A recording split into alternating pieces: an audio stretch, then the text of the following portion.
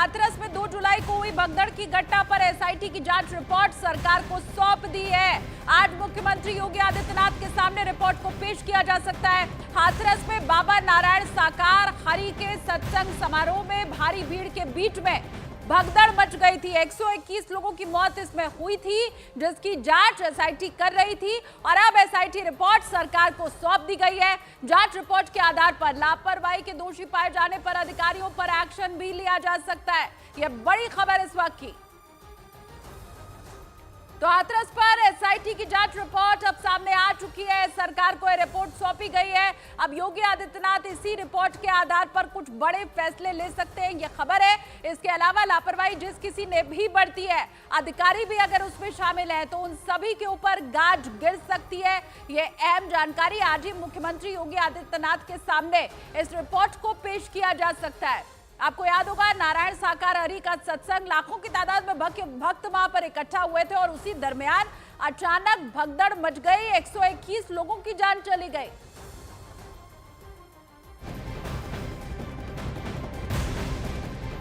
और वह बड़ी खबर उत्तर प्रदेश के अलीगढ़ से है, जहां पर नारायण साकार उर्फ बाबा सूरजपाल के आश्रम पर अनुयायी पहुंच रहे हैं। एक अनुयायी का यह दावा है कि बाबा सूरजपाल अलीगढ़ के आश्रम में मौजूद है। बाबा के अनुयायी ने दावा किया कि उन्होंने बाबा को अलीगढ़ आश्रम से सुबह जाते हुए देखा था। उनका दावा यह है कि उन्होंने सफेद कपड़ों में बाबा को निकलते हुए देखा। बताया यह भी कि बाबा सफेद गाड़ी पर बैठकर हाईवे की तरफ चले गए। तो बड़ी जानकारी आपको हम दे रहे हैं। बाबा सूरजपाल कहाँ है, हर कोई सवाल यही पूछ रहा है। और ऐसे में अब एक अनुयायी बाबा का ये कहता हुआ सुनाई दिया है। कैमरे के सामने बाकायदा आकर के उसने बताया कि बाबा सूरजपाल अलीगढ़ के अपने आश्रम में मौजूद थे, क्योंकि उनको बाहर निकलते हुए इस शख्स ने देखा।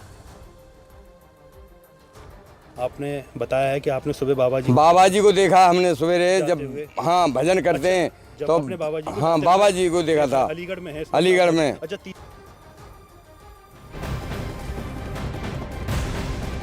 और एक और बहुत गंभीर मामला सामने आया है, जहां हाथरस कांड में लोग मृत महिलाओं के जेवर चुराए जाने का आरोप अब लगा रहे हैं। भगदड़ की घटना में एक महिला की मौत के बाद उसके बेटे ने आरोप लगाया है कि उसकी मां के शरीर से सोने के जेवरात खींचकर निकाले गए हैं। उसका आरोप है कि उसकी मां ने जो कुंडल कान में पहने थे उन्हें खींच लिया गया। इतना ही नहीं, आरोप यह भी है कि बाकी गहने भी महिला के शरीर से चुरा लिए गए।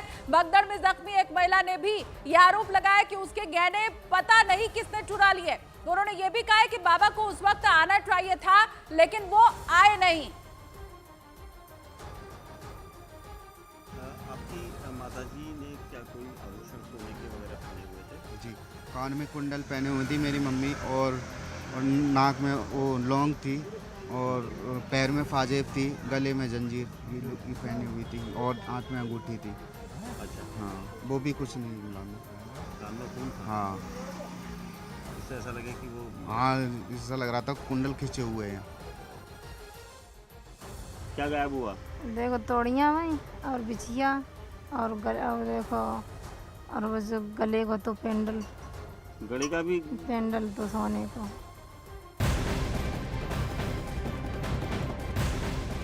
और उधर राजस्थान के अलवर में बाबा सूरजपाल का एक और आश्रम है। ये वही आश्रम है जो उनकी पत्नी के नाम पर है।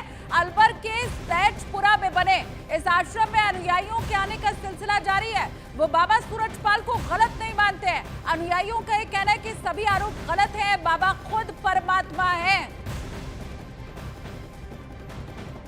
सूरजपाल जाटव और भोले बाबा और नारायण साकार हरि, उनका ये अलवर के खेड़ली के अंदर आश्रम है। ये तकरीबन 1.5 बीघा में फैला हुआ आश्रम है। यहाँ पर कोरोना काल के अंदर ये आए थे, 10 महीने रुके थे। उससे पहले लगातार आते रहे, लेकिन उसके बाद में भोले बाबा यहाँ नहीं आई। अभी आप देखिए कि यहाँ पर ये जो तस्वीर जो नज़र आ रही है आपको, झूमर लटक रही है अलग तरीके की। ये जो आश्रम है, यहीं पर चौकी कहते हैं कि यहाँ इस वक्त इस जगह पर बैठ करते थे सामने, और सामने यहाँ पर उनके श्रद्धालु भक्त होते थे।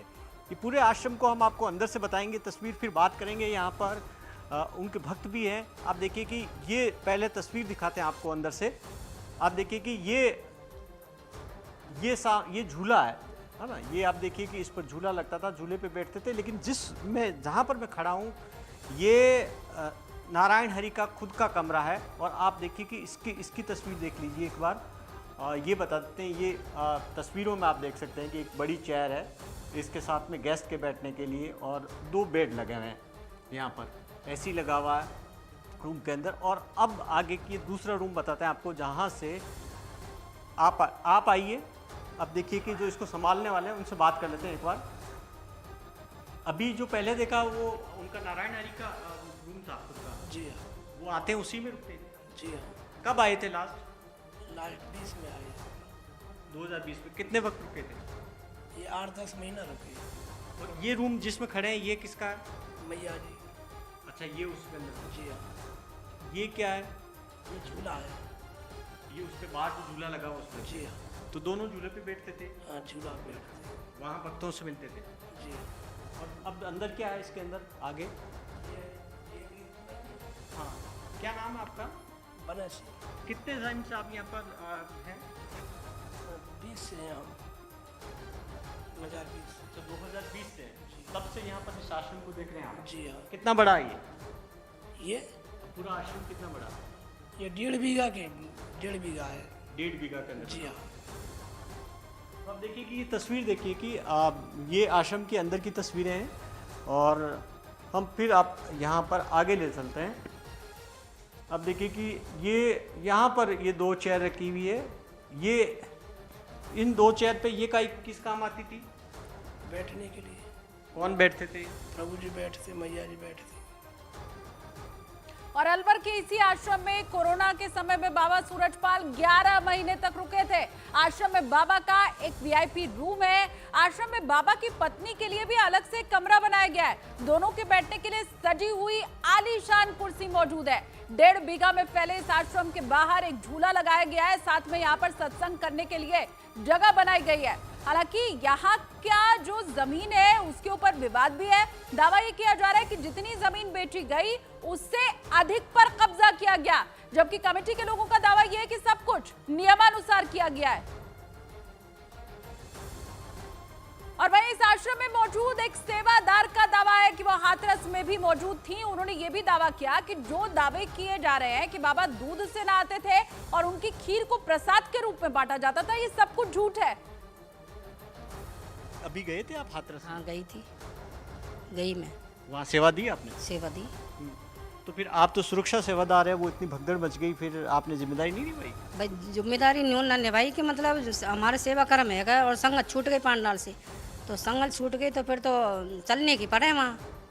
चलते रहो बहन भाई, अपने निकलने करके नहीं चलते रहे बसन पे। जिम्मेदारी तो सेवादारों की होती है ना कि बिल्कुल। मेरे सेवादार तो बहुत है वहाँ बहन भाई, हमारी बस की सवारी बहुत ही और सब ने सेवा करी। जैसे संगत माँ भगदड़ मची तो वहाँ भी है सेवादार बहन भाई हमारे, मैंने देखा था सब। अच्छा, दूसरा जो कहा जा रहा है, जो कई श्रद्धालु कह रहे हैं कि उनको दूध से नहलाया जाता था, उसके बाद में जो उसकी खीर बनाकर प्रसाद में दीजिए। कोई नहीं है, झूठ है सब, ये झूठ। प्रसाद अभी भी दूध से नहलाते नहीं देखे हमने, न कभी सुनी था। अब क्यों झूठ बोल रही है? प्रसाद में क्या दिया जाता था?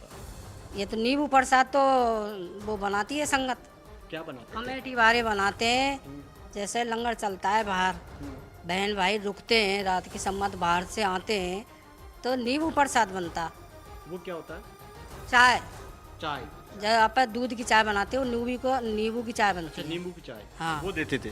वो बाहर बांटते भाई, फिर वो तो देते नहीं है कि तो बताते कि ऐसे ऐसे प्रसाद बांट देना कोई संगत आए तो बस। और वही हाथरस कांड में जिस तरह से बाबा के वकील एपी सिंह दावा कर रहे थे कि वहां पर जहरीला स्प्रे लेकर कुछ लोग घुसे थे और घटना को साजिश के तहत अंजाम दिया गया, अब उसी घटना में अपनों को खो चुके लोगों ने इसे खारिज कर दिया है। सवाल ये उठाया कि अगर गुंडे बदमाश घुसे थे तो ये बाबा और उनके सेवादारों की जिम्मेदारी थी। उनके साथ साथ एक और पीड़ित ने दावा किया है कि वहां से लोगों का समय पर सही तरीके से निकाला गया नहीं और अगर ऐसा किया होता तो बहुत से लोगों की जान बच सकती थी।